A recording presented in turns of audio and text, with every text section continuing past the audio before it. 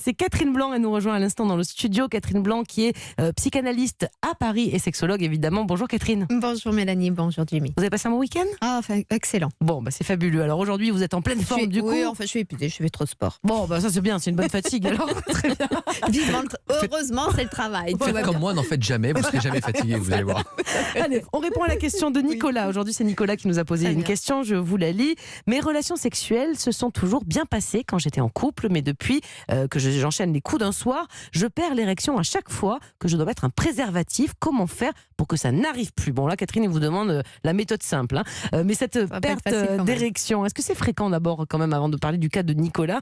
Il y a beaucoup d'hommes comme ça qui perdent, enfin, j'ai l'impression d'en avoir déjà entendu parler, des hommes qui perdent l'érection avec la capote. Oui, c'est-à-dire qu'il y a souvent, effectivement, c'est d'ailleurs, ou une excuse ou pas, qu'importe, mais en tout cas, une anxiété. C'est-à-dire que la peur de ne pas savoir la mettre, de mettre trop de temps à la mettre, du coup, que l'érection se perde, ou de se claquer la capote sur le pénis. Je crois que tout ça est effectivement assez banal.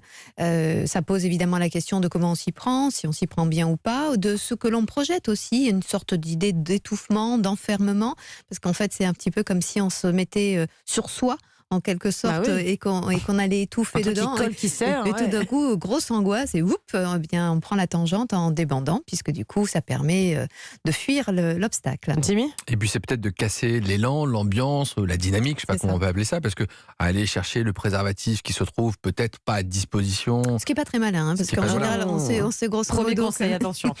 Oui. De l'ouvrir, d'allumer la lumière, est-ce que c'est dans le bon sens, pas dans le bon sens, voilà, peut-être que. De déchirer, de pas y arriver, d'essayer avec les dents. Oui, ça, voilà, on voit pas ce qui se passe. Est-ce que c'est ça peut-être qui angoisse plus que le contact du plastique en tant que tel ou du préservatif en tant que tel? Alors, il y a ceux qui ont une angoisse vraiment d'étouffer, d'être trop serré, etc.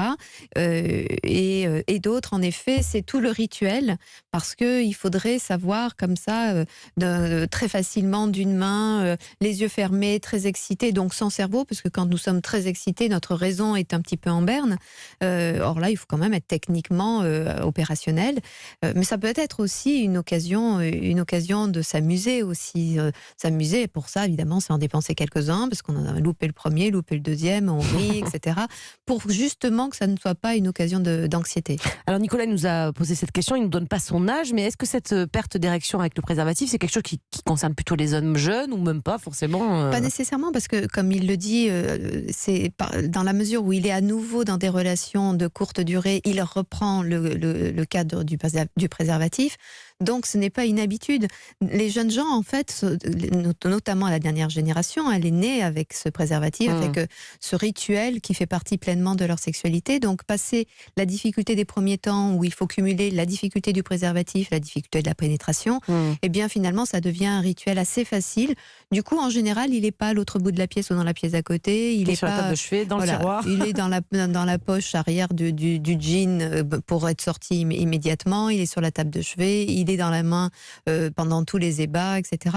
Ce qui n'est pas toujours super sexy, puisqu'on n'est pas obligé d'aller jusqu'au terme. C'est pas parce qu'on est emballé et excité l'un l'autre qu'on va aller nécessairement jusqu'à la pénétration. Jimmy ? Et puis là, est-ce que c'est différent d'une panne, comme on peut le dire? Parce que perdre son érection au moment où on met le préservatif ne veut pas dire qu'on ne va plus avoir d'érection. Et puis, donc, il faut peut-être relancer la machine, je ne sais pas comment on peut dire ça, parce que de toute façon, ça protège des infections sexuellement transmissibles. Donc, absolument. Il ne faut pas se laisser décourager par un petit échec comme ça. Absolument. Mais de toute façon, il faut qu'on arrête de penser qu'une perte d'érection, c'est grave. Ce n'est pas grave. C'est la vie d'un pénis merveilleusement constitué. Il y a des hauts, il y a des bas. Il bande, il débande, il rebande, il débande.